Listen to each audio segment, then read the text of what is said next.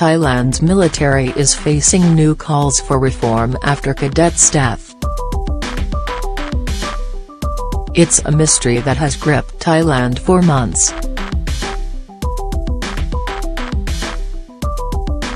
Pakapong Tanyakan, a handsome, promising young cadet in the Thai Armed Forces, suddenly died last October at an army training academy on the outskirts of Bangkok.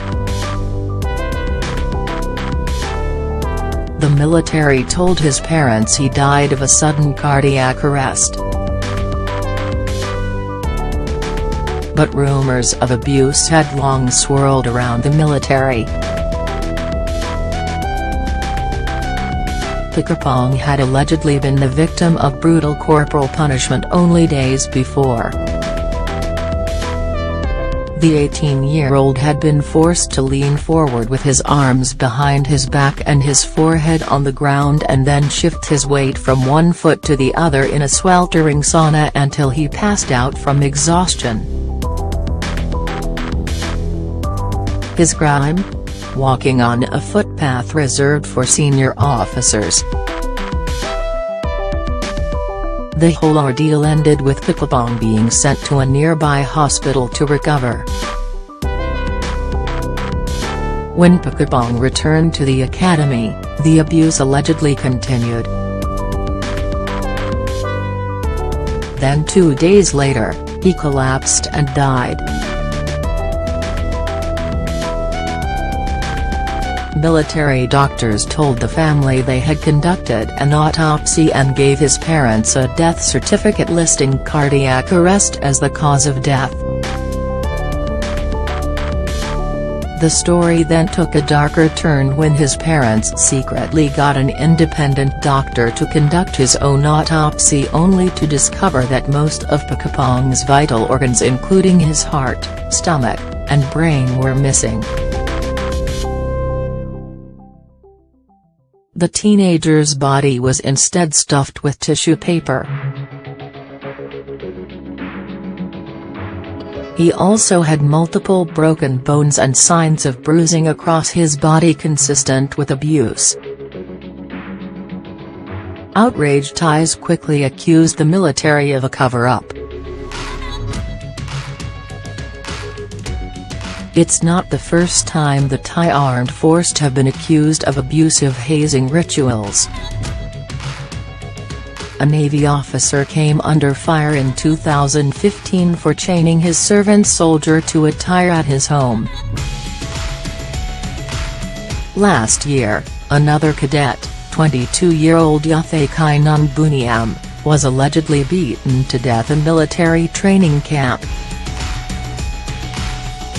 Similar stories of brutal abuse and death make headlines year after year. On Wednesday, Pakapong's family walked out of a meeting with military officials and told the press gathered outside that they plan to file a lawsuit against the officers tasked with investigating the matter.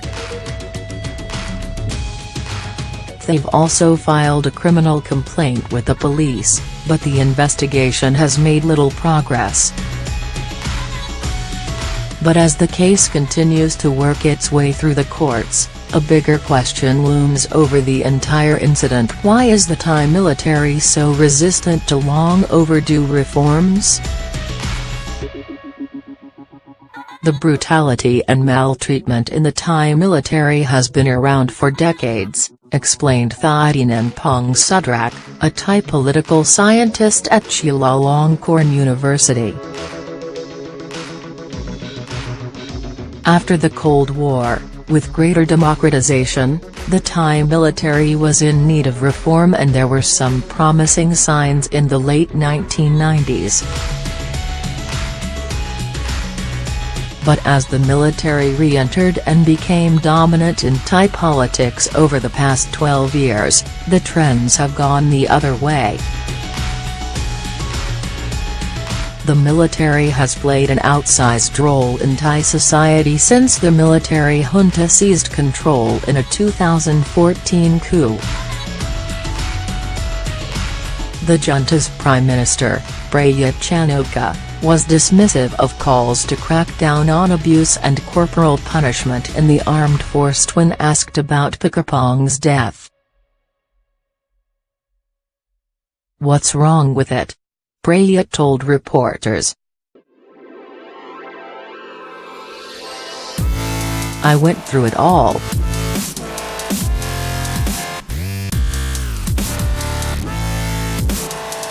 Thailand said that he wasn't surprised at all by the Prime Minister's refusal to address the notion that the military may be in need of reform.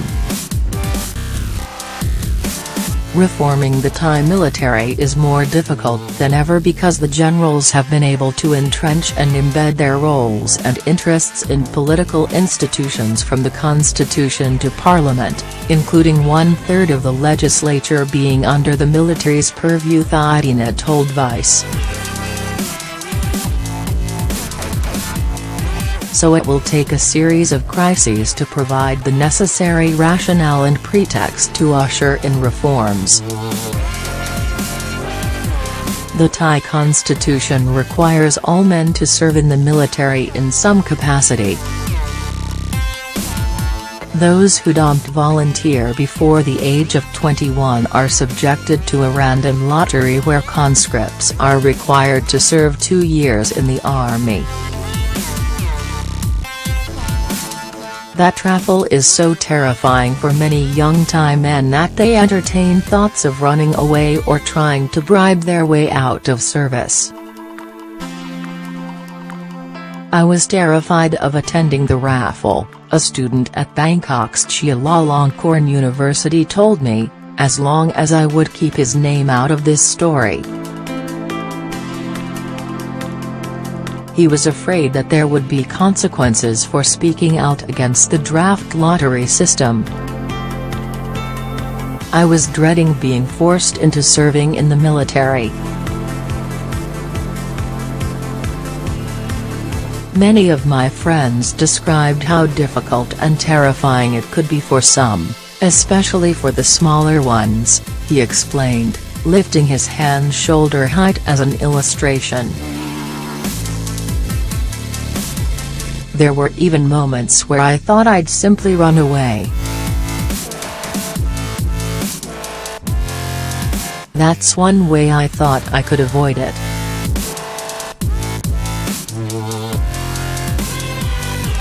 When it came time for him to participate in the lottery, he drew a black card, meaning he was free to go and he was allowed to finish his education. But as many as 100,000 others a year aren't so lucky. Drawing a red card means 2 years of service, often undergoing brutal hazing rites in what human rights activists have called a culture of torture. Pakapong's death is not an isolated incident, said Sunai Phasuk, a senior researcher in the Asia Division of Human Rights Watch. The military faces a chronic inability to end abuses in its barracks.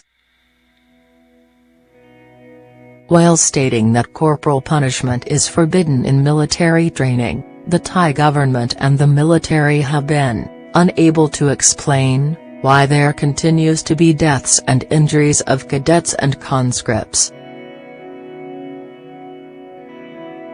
More importantly, there is no answer as to why there has been repeated failures to have credible investigations of these cases.